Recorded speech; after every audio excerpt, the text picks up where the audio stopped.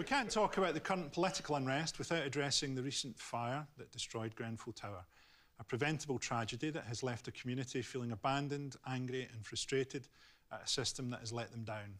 So how do we reach a point where the people of Grenfell were left unassisted in the days following the fire? Why don't we have an accurate figure of how many people died? And what does the whole thing tell us about how casually ordinary people's deaths are viewed by elites? I mean, it was horrifying, the whole thing, wasn't it? You just see a community abandoned. You see people there going, where are the services? Where is the state? As people can help themselves. It's the fact that it was avoidable, which is where the anger comes from. And it's so huge, and something has to change. I mean, when you see the way that, sorry for going into party politics again, the way that Corbyn was received there compared to Theresa May, it shows you how people feel about the government. Is there something to the predictability of it that's the horror? So people are saying this is going to happen. The Residents' Association are writing to the council regularly saying this is going to be a disaster, and nothing's done about it.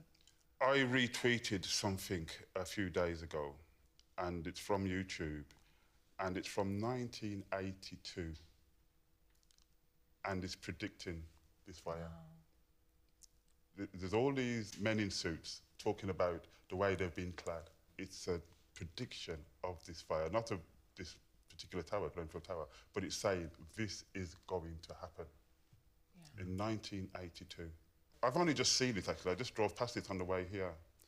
But the thing that I found really heartening is that people like me who call ourselves, I call myself an anarchist, and people mock us and they say anarchy is impossible, it can't work. The government left the people on their own at a time when they were most needed, and the people just went, right, you organise this, you organise that, we've got that church hall, you do this, you do that. That is real anarchy in action. And it shows you that people can work together when they really need to. And we should just do it more often. We shouldn't wait until there's tragedies and disasters like this. But we think being democratic is voting every 4 or 5 years. That is not being political, that's not being democratic, that's just being apathetic. It's time we become more revolutionary. That doesn't mean violent, that just means taking control of our lives, not just when there's a disaster happening. Yeah.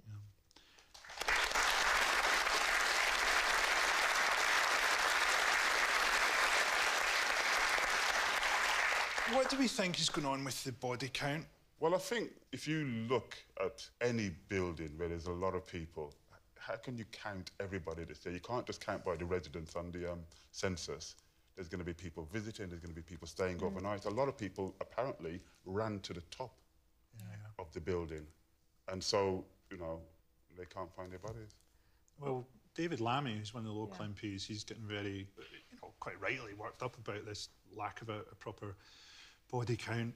And he thinks, well, maybe there's a thing there where they wanted to avoid civil unrest, right? But maybe it's also because they don't want unrest at a time when they're trying to re-establish this minority government. I mean, we just don't know. There's that whole thing where people say, oh, the operation wasn't there. The operation wasn't there to help people and to rehouse people and stuff. But there will be an operation that kicks in instinctively, which is to cover up. Because that's what British society does. I think it's almost on the level of a reflex. And there'll be things now like they might not have survivors groups on the board of the inquest, maybe not have the fire brigade union, things like that. That'll be happening almost as a kind of reflex. I thought it was quite shocking the people who had to resign from shelter, because the people on the board of that organisation were so closely connected to the people who had been building the buildings.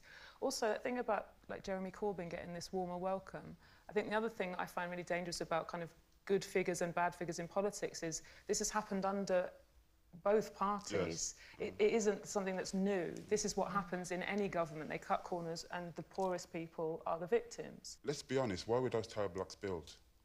They were kind of high-rise slums. To take all of these poor people out, basically slum clearance that built those buildings. I think there's a genuine moral thing. So John McDonnell was in trouble for saying, oh, this was like social murder or whatever the phrase was. And I think it's worse than that. Because if you set out to murder someone in a moment of passion, that's one thing. If you set up a whole series of circumstances that will probably lead to people dying and you just let them die like bugs on your windshield, that's a different level of immorality.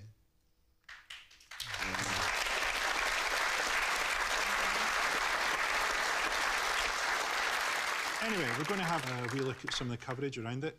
Theresa May's handling of the whole situation has been widely criticised. She eventually returned and met local residents. Here's some raw footage capturing the strong reaction of the crowd as she left.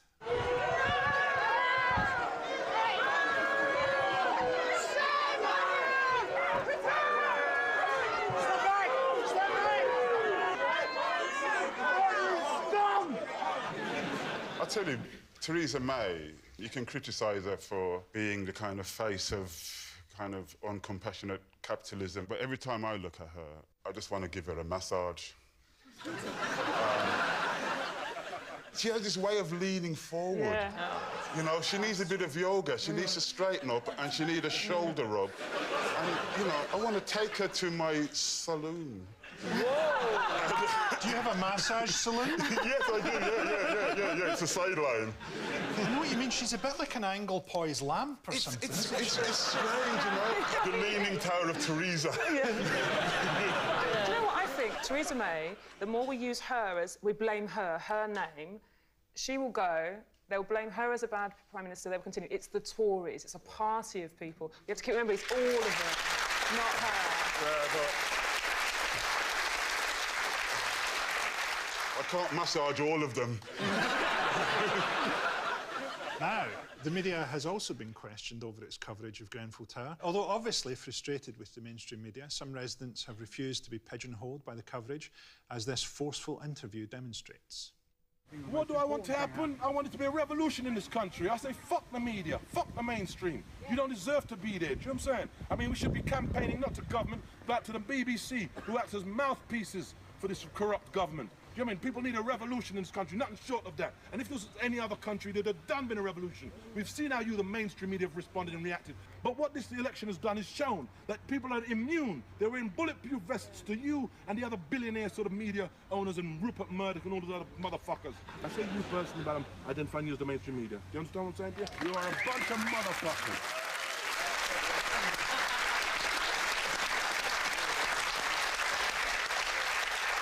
There's this slight thing where you almost feel like the mainstream media is like an app that hasn't been upgraded for a long time. And he's like a few reporters you've seen kind of wandering around like kind of dads coming into a teenager's bedroom when they're forming a band. Oh, hello, what's going on here? Why can't you be hopeful? You're showing this on the BBC. It's a mouthpiece of the mainstream media. We need to kind of interview those people just more often, you know? For these people, it's raw emotion. He acknowledged, and I'm shouting in your face, you're a representative, I'm not aggressive to you. Like, it was still so humane. And he had me at motherfuckers. Well, despite how articulate that guy was, I think it's just interesting to see it, how that clip was captioned online. So we look, Grenfell Tower, scary guy gets heavy with media. Grenfell Tower. It's somebody that's traumatised, that's passionate, that's emotional, and he's called scary. But that is also just the internet, and I'm not defending this, but if you write articulate man makes great points, no one watches it. OK, the news cycle has a short attention span, but I think it's important we keep talking about Grenfell, keep asking questions and keep those responsible on the hook.